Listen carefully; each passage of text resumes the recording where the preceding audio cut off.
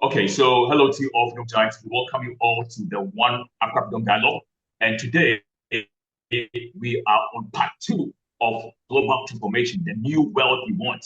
We have someone special with us today by name, Mr. Tony Cranston from the British Anatomy, who is an author and a radio host. He is someone who is very pleasing to speak with. His aura, his principles, his values, and his values towards reconciliation are extraordinary, and we are very much pleased to have him here on our podium. So we welcome him to the One African Dialogue organized by African Forces International. Hello, Mr. Tony Cranston. Good evening. Hello, my friend. I'm really happy to be here. Really happy at last to be here. We've had some glitches, but let's get Yes, on. I'm looking forward to it. yeah. At last, we have you here. Yeah, yeah. We're much humbled. How are you doing? And how is Britain? I'm fine, and the UK is fine, sort of. It ticks over.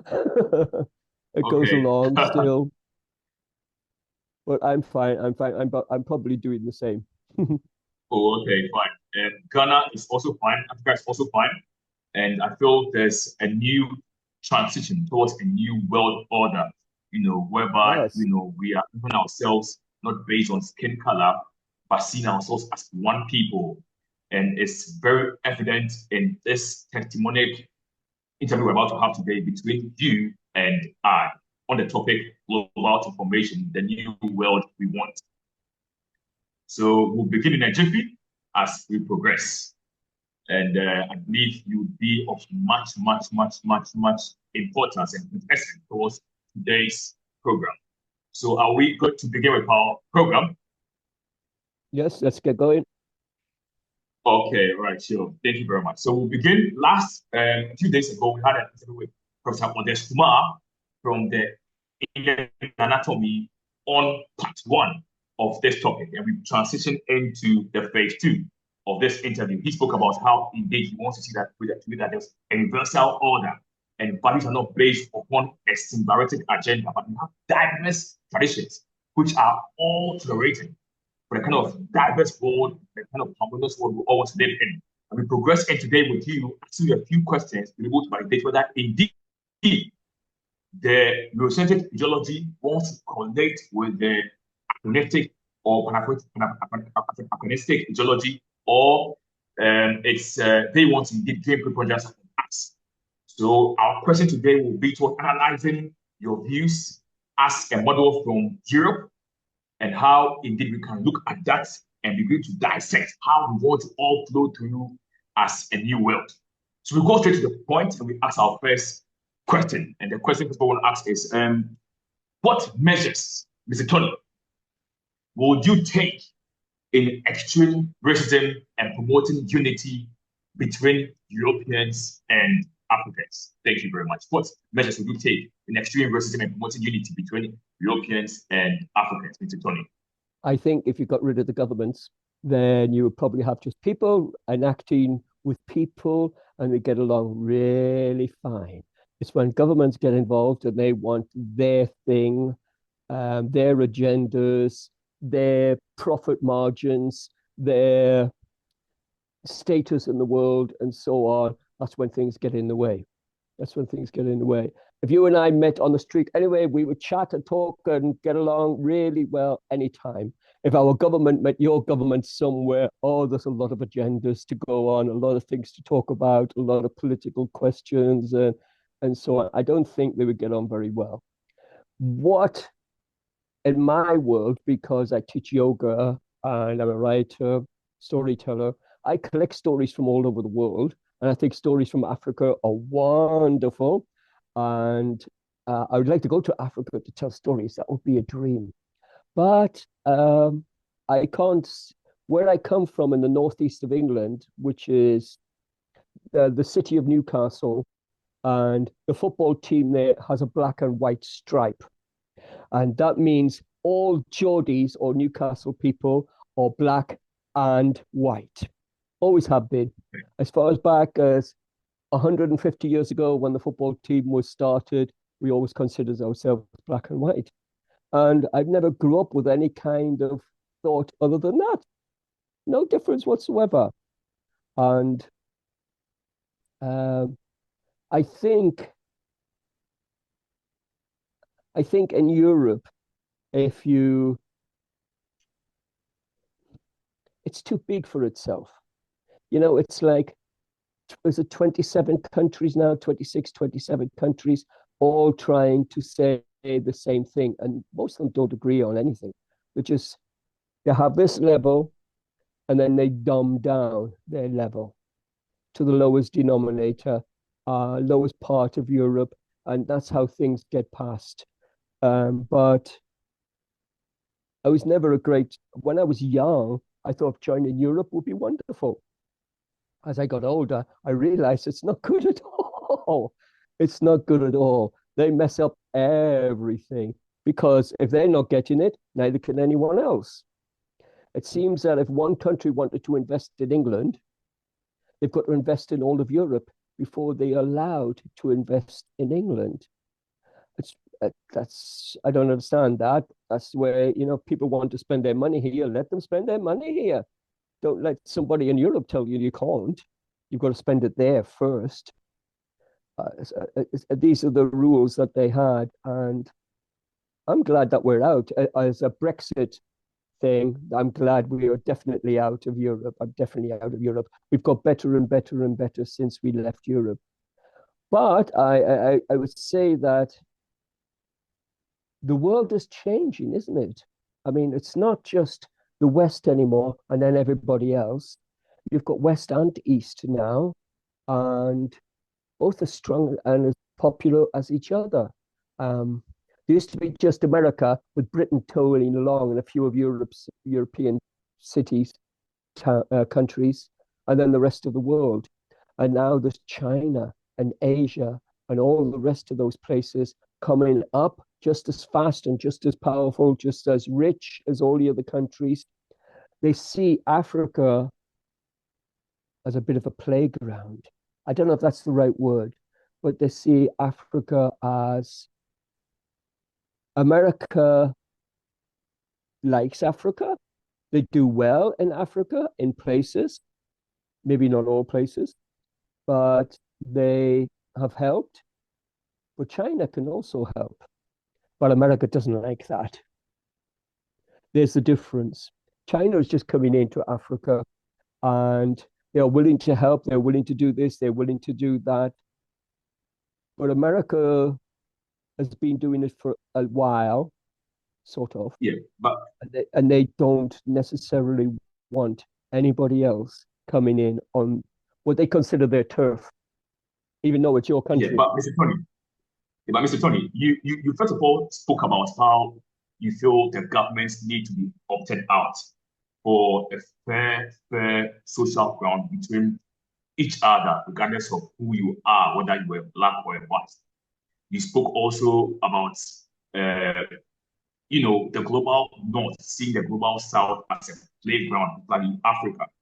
Well, I would like to ask you how you use your position to bridge the gap between blacks and whites. I'm asking this in the sense because it looks like from what you are saying, most of the times, government ideologies and government policies are at a contrast, a very great contrast from the people's decisions and the people's views and the people's choices.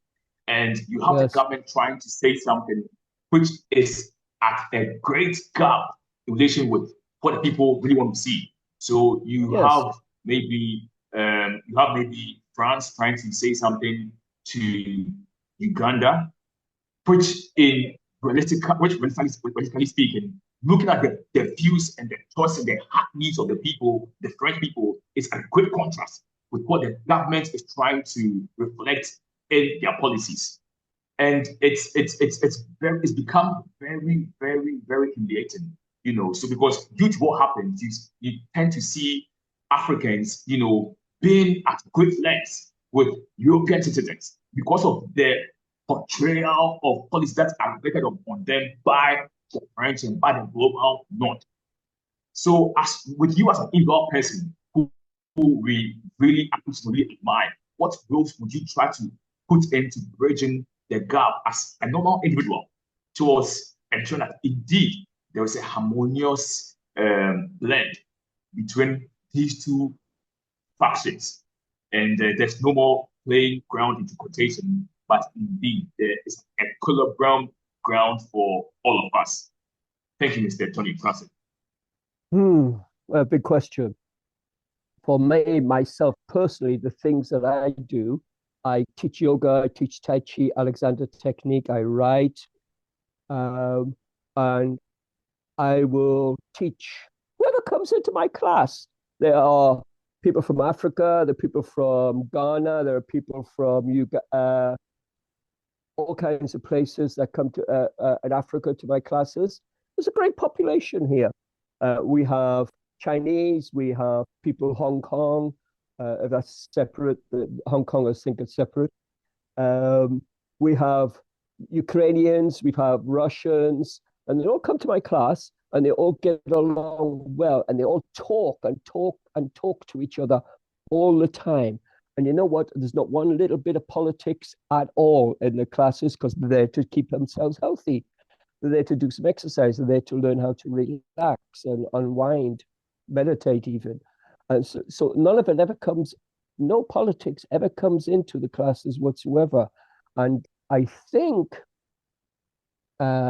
because I have Ukrainians and Russians in the same class, and they talk to each other, they laugh with each other. I've watched them, I've seen them. They laugh and talk to each other. They don't mention the war as far as I know, but they get on really well.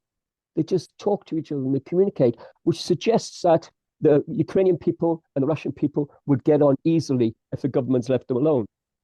But they didn't, did they? You know, it's been going on for years before war started. There was a lot of things going on. And it's the same with other countries like China and America.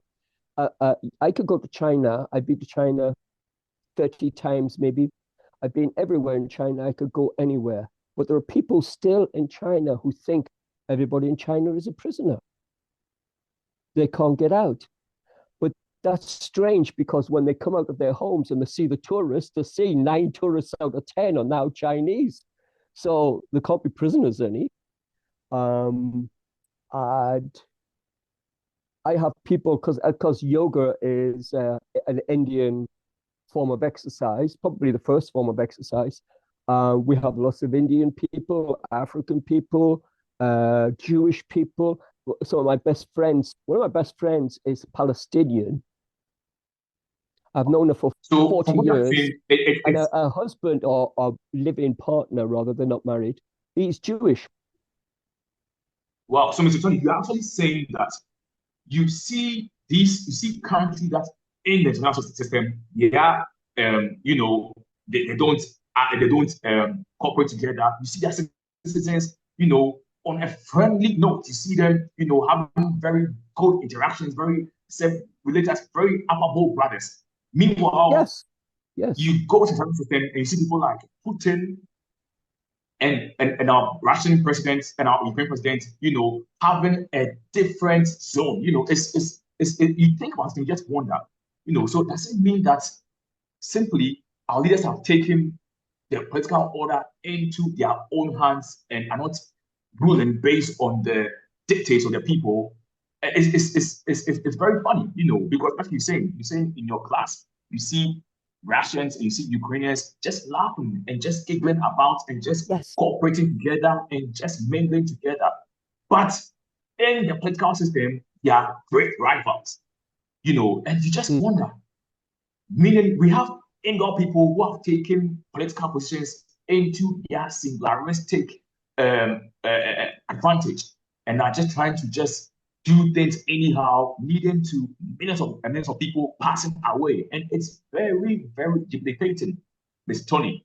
I mean, is there a situation that you encountered, you know, have you in your lifetime, you know, going to China, going to everywhere, and current system whereby you try to intervene in a racial situation or in a political tension, be it between maybe Russia and Ukraine, be it maybe between a German and a British, be it between maybe a Chinese and an American, or maybe even between an African, most importantly, and a global North native. Have you encountered any situation of that sort? And if you did, how were they? I could tell you how the world is sometimes. Where I used to live in East London, at one point I was really ill and I couldn't go very far. But there was a friend from Africa who lived a few doors down from me, a few streets down from me, and he would come sometimes to feed me, and he would teach me Cantonese, Chinese. It's great. That's how global the world is, really. He was teaching me how to speak in Chinese, and I was listening and learning from him, and he was feeding me, and he was a great friend. But that goes to show you how big the world is if you leave people Very to it. phenomenal. And that even denotes our organization's philosophy. It's called the structural optimization process, whereby we relate it with the human anatomy. So just as I have my eyes, my nose, my legs, I can't breathe through my eyes, I breathe through my nose, which shows that every part of the human anatomy has a very requisite part to play. And that's how we want the world to function as a global anatomy, whereby indeed every continent plays her respective part, and no continent is seen as a playground or being taken advantage on or preponderant on. But every continent has a very quintessential part to play. And I'm very glad that we've had people like Kofi Annan, Dr. Ngozi Iweala, and many others, Barack Obama, who have played very critical roles in world order. And it all shows how indeed the world is a blend of diverse people from diverse locations of the world who are all consensual towards world governance. So, for example, in Africa, we call our content African anatomy because we believe that every country is supposed to coordinate together. Ghana, having a very small land size, can be put down because it has a small land size compared to Nigeria. No, because there's something in Ghana or there's some things from Ghanaians which are very consensual in making Africa a better place. And that's the same way in the world. We believe that there are very, very, very phenomenal and great people from Africa who can indeed, make the world a better place. And they're going to do so, just as you said you saw an African not even teaching you his language, maybe an Igbo language or a Ghanaian language or a South African language or whatever, but teaching you a Chinese language, so through the African, you were able to learn the Chinese, and it's very beautiful. It's very beautiful. I think if we are able to have testament from people like you, Mr. Tony Cranston, it's going to be very, very marvelous. It's going to be very, very, it's just going to be going to serve as a model for people to know that indeed we can all be able to coordinate together beautifully in this world with our diverse cultures and still accommodate them for the better world we seek for the global anatomy we seek for. And you are part of the global anatomy we are looking for. I don't know. You were speaking about that issue. You were talking about basically using these ends. Can you give more examples of such issues whereby you've seen phenomenal reflections of anatomization processes or of aids, from people from different continents, which has really helped, you in a part or someone else in a particular historical ending for their life? Thank you. As I say, two of my oldest friends, one's Palestinian, one's Jewish. Because of their family, they haven't got married, but they lived together for 50 years. They argue and fight like cat and dog, but they've been together with each other for 50 years and they so much love each other. And all of the politics is nothing in their house. They don't agree with it at all.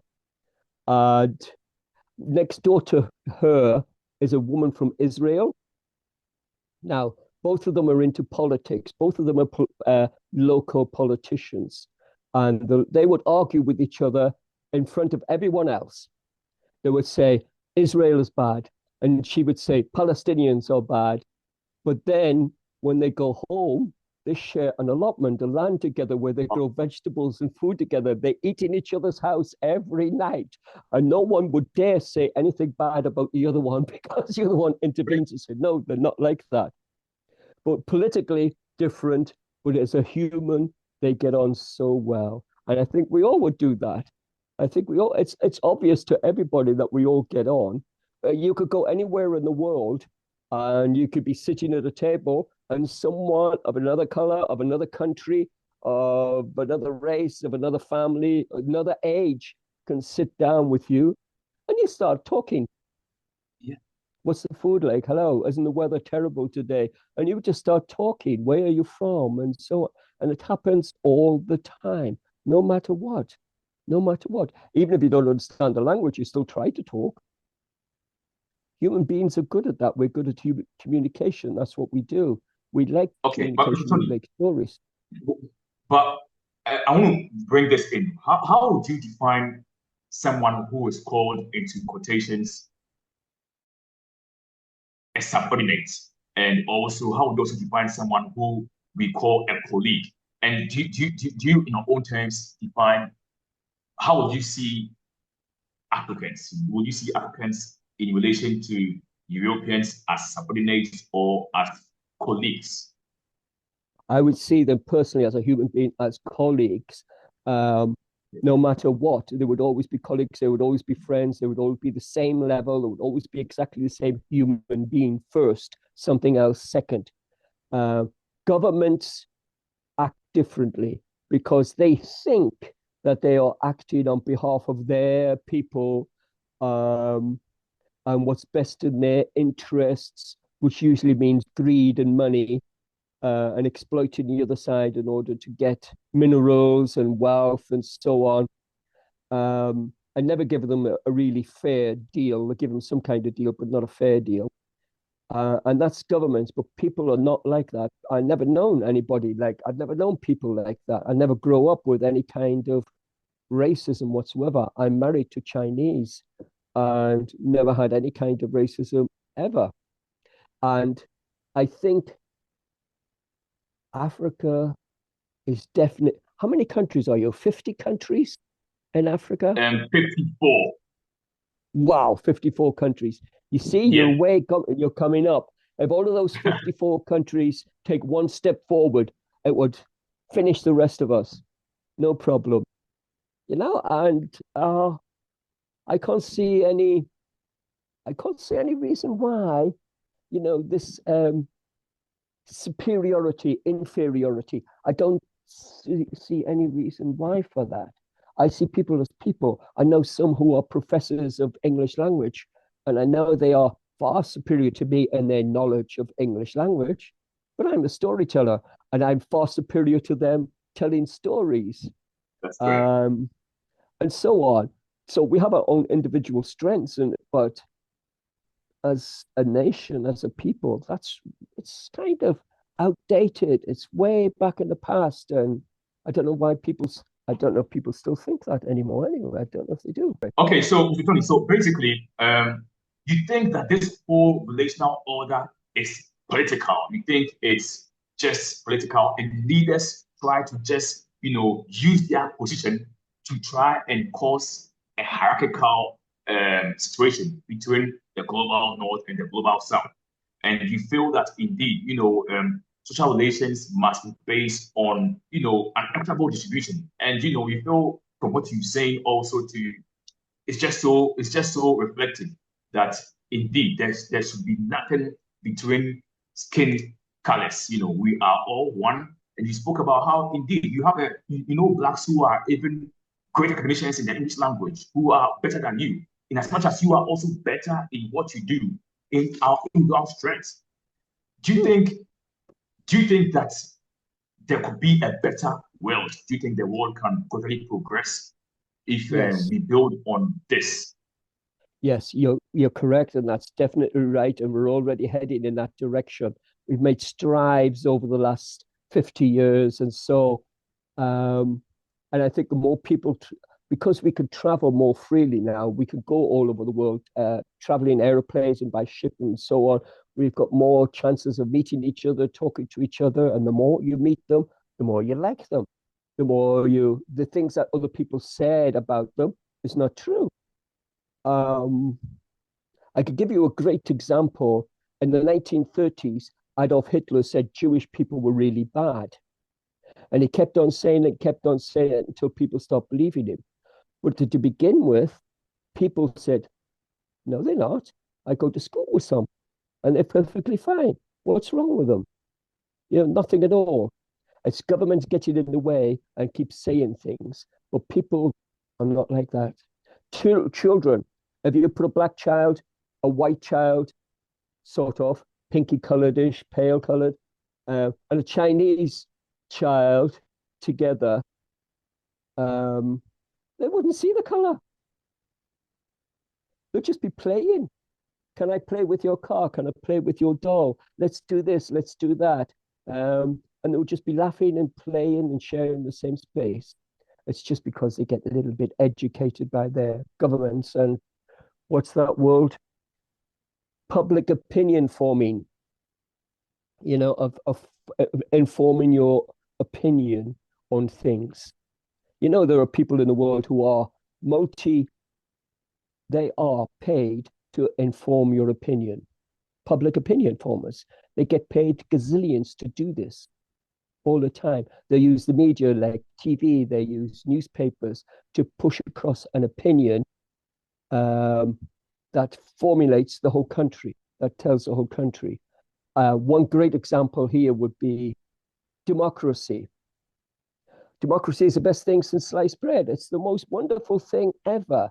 That country is okay, but we have democracy. Always letting you know every single day, every moment, 100 times a day, we are in a democracy one way and another.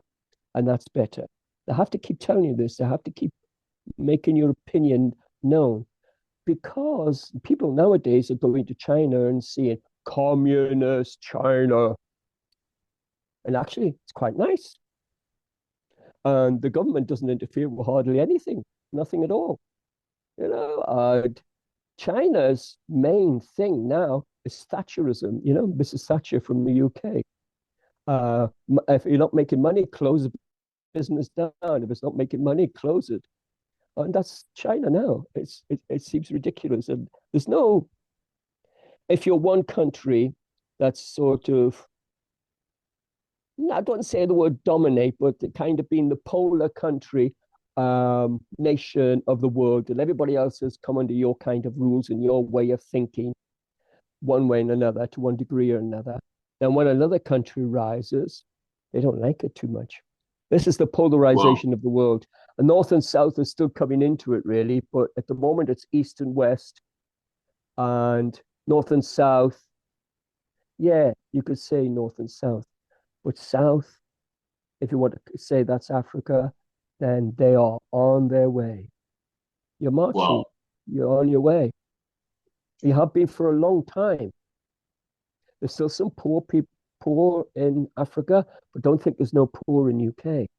And there are still some troubles in Africa, still some wars in Africa, but there still is all over Europe and all over the world. There still is. And you can see it everywhere. You see it everywhere. But I think Africa will rise. Yeah, I think it's been very I'm not hearing from you. We'll just summarize everything, but with all that we've heard from you, it's been very, very, very clear that all that happens are just on a political directorate. Everything that happens is just political, and these are towards how our leaders just want to just have self-sufficiency. There's nothing like what they do reflect the interests of the people. They are just trying to just bring forth a certain kind of status quo, trying to make sure that indeed they have preponderance in the economic sphere, in the political sphere, and they are on top. But politically speaking, we have loads of natives from the global north who want to have Africa just as their own, just as their close brothers and sisters.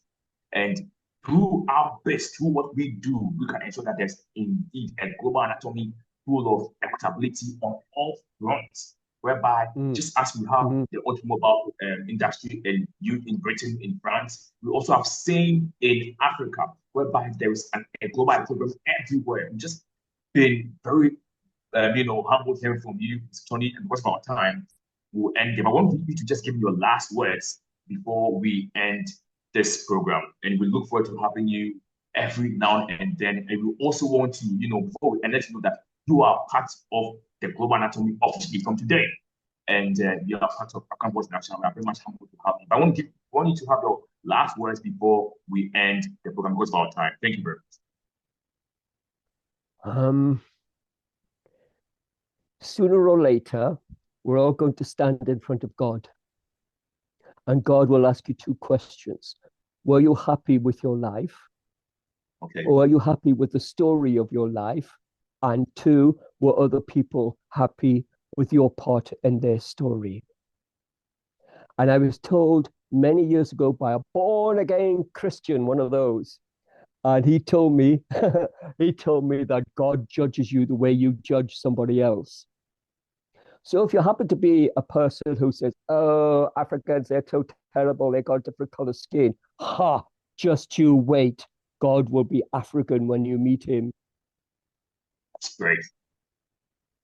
So just think about it. But he's going to ask you two questions, at least.